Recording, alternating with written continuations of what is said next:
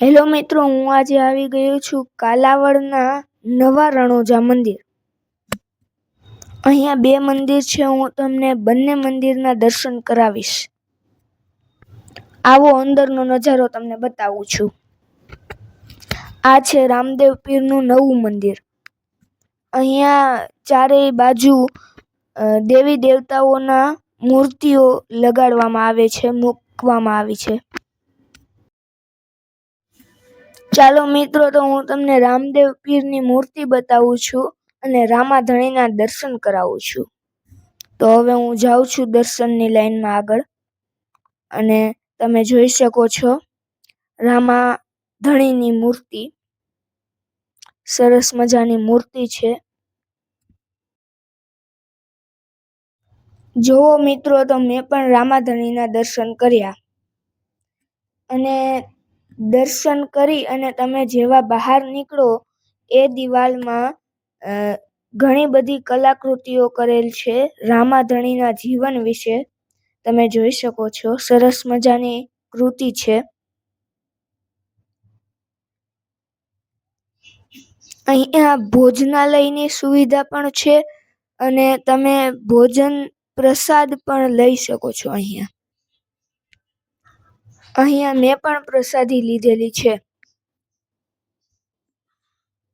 અહીંયા મહિલાઓ અને પુરુષો માટે અલગ જમણવાર પણ છે.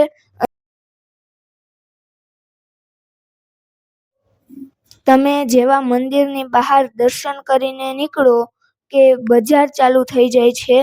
અહીંયા તમે રમકડા અને રામાધણીના ફોટા, તેમની મૂર્તિ, ઘણી બધી શોપિંગ પણ કરી શકો છો. આ છે બીજું મંદિર, જે જૂનું મંદિર કહેવાય છે.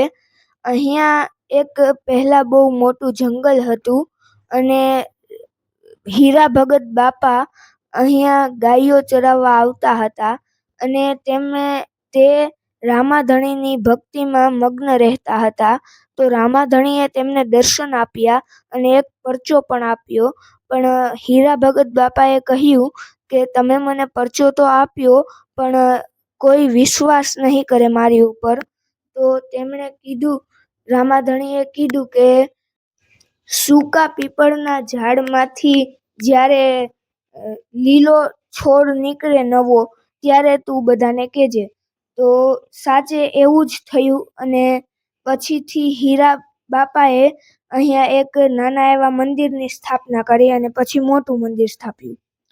આ છે તેના મંદિરનો અંદરનું દ્રશ્ય. તમે જોઈ શકો છો. અહીંયા મંદિરની સામે જ એક ઘોડો પણ રાખવામાં આવેલ છે તેમનો. આ છે હીરા ભગત બાપા, જેણે આ મંદિરની સ્થાપના કરી હતી. તેમની સમાધિ છે અહીંયા. આ છે મુખ્ય પરચાનું મંદિર. અહીંયા જે લોકોને બાળકો ન થતા હોય તે માનતા રાખે, અને પછી બાળકો થાય તો તેમનો ફોટો અહીંયા લગાડવામાં આવે છે. તમે જોઈ શકો છો, ઘણા બધા બાળકોના ફોટા છે. કાલે બીજ છે, એટલે અહીંયા મંડપ રોપણ થાય છે. અને આવા જ અવનવા વિડીયો જોવા માટે ચેનલને લાઈક અને સબસ્ક્રાઈબ કરો.